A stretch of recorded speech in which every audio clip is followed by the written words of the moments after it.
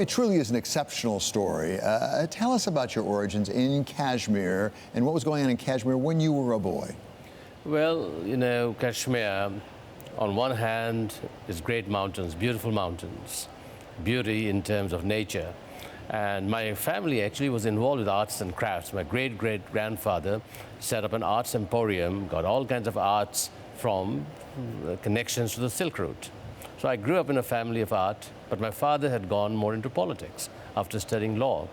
And at age, I was less than 5 years old when he made a decision of going from one side of Kashmir, which is on the Indian administered side, to the Pakistan administered side for a few weeks, but was not able to come back.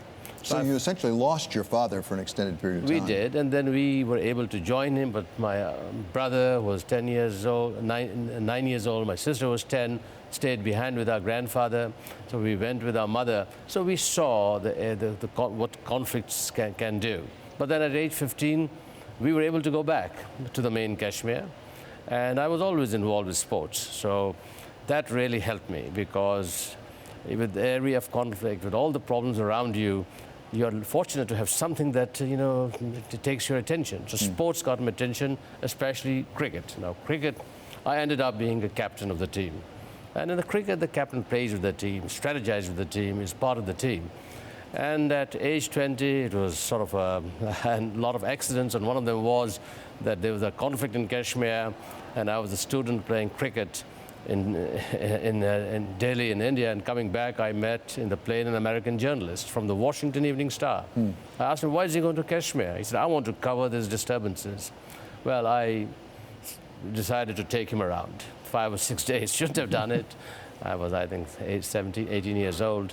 And anyway, that sort of led me, with a lot of other things, to come to America at age 20. And you got it in your head you'd come to NYU Business School. You'd been to college back in Kashmir, but you decided to come to NYU Business School. It was not easy getting here. It was not, because my papers were not right. I didn't have the papers, and so I had to go through all kinds of hoops, which is, of course, covered in the book.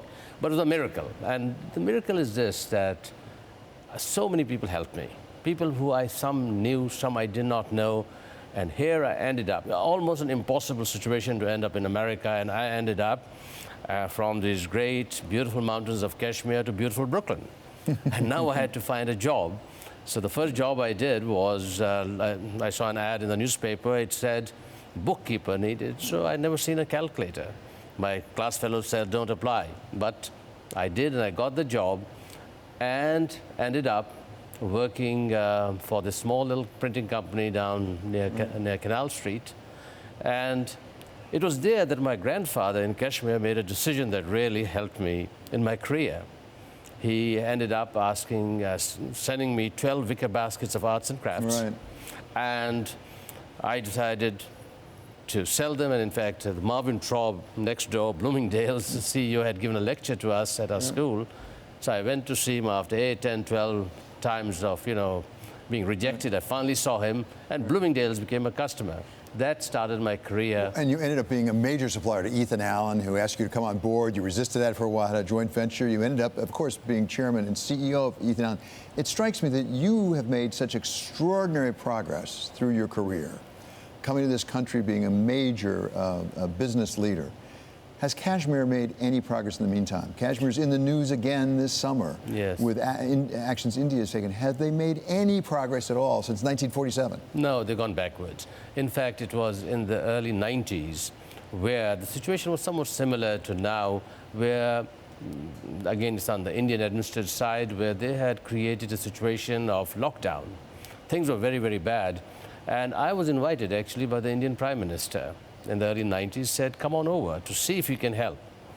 And I went and I met Kashmiri leaders in jails. In fact, they're back in jails right now.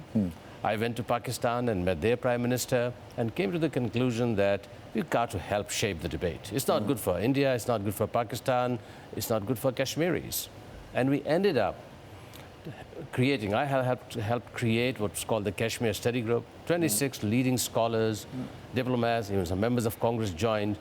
And for the next 10 years, I spent tremendous amount of time, energy between India, Pakistan, Kashmir, and come with an ideas, which under the umbrella, which is that this solution should be peaceful, It should be accepted by people. It should be honorable. Right. And it should be feasible. And we're speaking with Farooq Kathwari. He's the chairman and CEO of Ethan Allen, but also a native Kashmiri with a remarkable story to tell. You made some progress at one point. You were doing essentially shuttle diplomacy between President Musharraf in Pakistan and the Prime Minister of India, and yet it fell apart. Is it possible in this day and age with now Prime Minister Modi, for example, and when we have, of course, Imran Khan in Pakistan, who says he wants to try to fix this problem, is it possible to get back on a road to real reconciliation? I believe so, because as I said, unfortunately, crisis does create an opportunity. It was in the 90s, there was a crisis. Today, there is a crisis the same. It's worse because of the fact that, again, Kashmir is in lockdown. India and Pakistan are two nuclear-armed countries. Yeah. When I got involved at that time, there are millions of troops on the borders. When President Musharraf asked me to go and do some shuttle diplomacy of meeting Indian Prime Minister Vajpayee, I went back and forth. And along with a lot of other people, we helped diffuse, came with ideas, and those ideas are still very, very relevant in Kashmir. And in fact, those ideas are relevant in other parts of the world. That is, finding a peaceful, honorable, and a feasible solution. That really drove us in coming with ideas, and they are all there right now. That's about Kashmir, India, Pakistan. Talk about the United States just for a moment. Could a young Farooq Kathwari come to the United States today and emigrate the way you did when you did it back in the mid-1960s? We have a Muslim coming from Kashmir, a place of real dispute. Could that happen today? I think it can, because I tell you this, America is an amazing country. Forget who the leaders are right now. Forget what the policies are. When I came to America, and of course I had come from an area of conflict, I went down, my first challenge was, navigating the subway system because I'd never seen trains underground. But what I saw around was people. They were regular people. I said, I'm going to be one of them. And America is a country with such tremendous opportunity, such tremendous challenges everywhere. But absolutely,